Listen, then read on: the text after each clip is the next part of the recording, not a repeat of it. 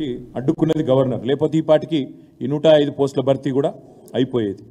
ఇతర సంస్థలన్నీ కలుపుకొని 54,846 అనుమతి ఇస్తే నోటిఫికేషన్ 49,351 జారీ చేసినాం. అందులో భర్తీ చేసింది 49,132. కేవలం భర్తీ దశలో ఉన్నది 219. సమరీ చెప్తా ఉన్నా, ఒకసారి వినండి. 10 ఏళ్లలో కేసీఆర్ గారు 9.5 ఏళ్లలో మొత్తం 2,32,308 పోస్టులకు అనుమతి ఇచ్చారు. ఆ ప్రభుత్వం అన్నాడు మా ప్రభుత్వం. నోటిఫికేషన్ ఇచ్చింది 2,60,0735. భర్తీ చేసింది పూర్తయింది 1,60,083. భర్తీ దశలో ఉన్నది 42,652.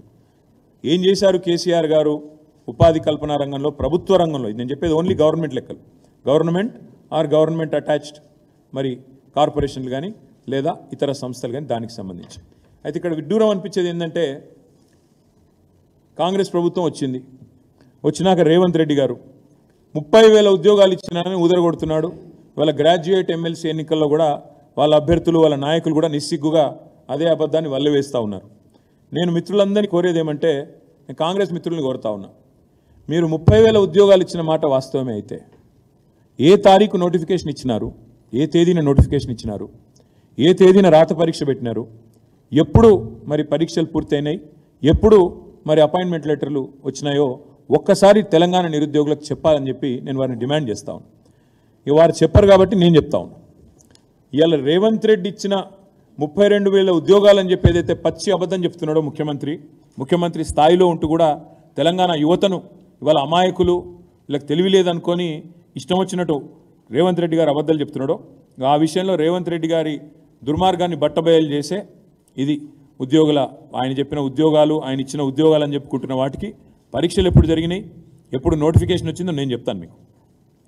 గురుకులాల్లో టీజీటీ అదేవిధంగా పీజీటీ 9,210 ఇది పోస్టులు మొత్తం. ఆనాడు మరి టీఆర్ఎస్ గవర్నమెంట్ ఉన్నప్పుడు కేసీఆర్ గారి నాయకత్వంలో ఏప్రిల్ 2023లో నోటిఫికేషన్ ఇచ్చింది కేసీఆర్ గవర్నమెంట్. పరీక్షలు నిర్వహించింది ఆగస్టు 2023లో కేసీఆర్ గవర్నమెంట్. కానీ ఫలితాలు విడుదలైంది ఫిబ్రవరి 2024లో రేవంత్ రెడ్డి గవర్నమెంట్ వచ్చినాక ఫలితాలు విడుదలైనాయి. అంటే ఈ పోస్టులను కూడా తన ఖాతాలో వేసుకోవడం అనేది నిజంగా ముఖ్యమంత్రి రేవంత్ రెడ్డి యొక్క రాజకీయ దివాలా కోరుతనానికి, తెలంగాణ ప్రజల చైతన్యం చాలా తక్కువ అని చెప్పి ఆయన అంచనా వేస్తుండడానికి ఇదొక సంకేతం. ఇంకొక మాట, పోలీస్ శాఖలో 17,516 ఉద్యోగాలు పోలీస్ రిక్రూట్మెంట్ బోర్డు ద్వారా నోటిఫికేషన్ ఇచ్చింది ఏప్రిల్ 2022. అంటే 2022 ఏప్రిల్లో పోలీస్ శాఖలో 17,516 ఉద్యోగాలకు నోటిఫికేషన్ ఇచ్చింది కేసీఆర్ గవర్నమెంటు. పరీక్షలు నిర్వహించింది జూన్ 2023లో. ఫలితాలు వచ్చింది అక్టోబర్ 4, 2023. కానీ అప్పటికే ఎన్నికల కోడ్ వచ్చింది. కాబట్టి పోలీస్ శాఖలో కానిస్టేబుల్ ఉద్యోగాల నియామకం మొత్తం 17,516 పూర్తయింది మొత్తం కేసీఆర్ గవర్నమెంట్లోనే. కానీ ఎన్నికల కోడ్ రావడం వల్ల ఆ రోజు మేము ఆ కాయిదాలు ఇవ్వలేకపోయినాం. ఇవాళ ఆ కాయిదాలు ఈయన ఇచ్చి నేను ఇచ్చిన ఉద్యోగాలని చెప్పి బుకాయించే ప్రయత్నం చేస్తూ ఉన్నాడు. స్టాఫ్ నర్సులు 5,204 పోస్టులు నోటిఫికేషన్ ఇచ్చింది డిసెంబర్ 2022. పరీక్షలు నిర్వహించింది ఆగస్ట్ 2, 2023. అంటే కేసీఆర్ గవర్నమెంట్ ఉన్నప్పుడు ఇవన్నీ పూర్తయినాయి. రిజల్ట్ ఎప్పుడు వచ్చింది కాకపోతే డిసెంబర్ 23, 2023. అంటే డిసెంబర్ 7 నాడు కాంగ్రెస్ గవర్నమెంట్ వస్తే ఒక 16 రోజుల తర్వాత ఈ రిజల్ట్స్ వచ్చినాయి. ఈరోజు అవి నేను ఇచ్చిన అని చెప్పి రేవంత్ రెడ్డి గారు బుకాయించే ప్రయత్నం చేస్తున్నారు. అదే మాదిరిగా ఎస్ఐ, ఏఎస్ఐ పోస్టులు 587 పోస్టులు ఏప్రిల్ 2022లో నోటిఫికేషన్ వస్తే ఏప్రిల్ 2023లో పరీక్ష పూర్తవుతే ఫలితాలు ఆగస్ట్ 7, 2023 వచ్చినాయి. కొన్ని న్యాయపరమైన చిక్కుల వల్ల వాటికి మేము నియామక పత్రాలు అందజేయలేకపోయినాం. ఇవాళ 587 కూడా నేను ఇచ్చిన అని చెప్పి రేవంత్ రెడ్డి గారు మొత్తం ఏదైతే 30,000 ఉద్యోగాలు ఇచ్చినా అని చెప్తుండో దాని యొక్క పూర్తి వివరాలు ఇది నేను మీకు అందజేస్తాను. 32,517.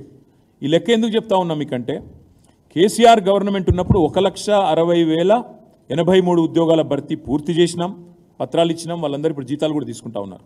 వాటితో పాటు ఈ 32,517 ఉద్యోగాలు కూడా కేసీఆర్ ప్రభుత్వంలో ఇచ్చినాయి. అంటే మొత్తం కలిపితే 1,92,600 పైచిలకు ఉద్యోగాలు కేసీఆర్ ప్రభుత్వంలోనే భర్తీ పూర్తయినాయి. ఇది కాకుండా ఇంకా ఇంపార్టెంట్ పాయింట్, ఇది ఇంకొక మాట, మీకు ఏమైనా అనుమానం ఉంటే ఏ డిపార్ట్మెంటు ఏందని మొత్తం వివరాలు ఉన్నాయి. ఏ డిపార్ట్మెంట్లో ఎంత పూర్తయింది, టీఎస్పీఎస్సీ ద్వారా ఎంత, టీఎస్ ఎల్పిఆర్.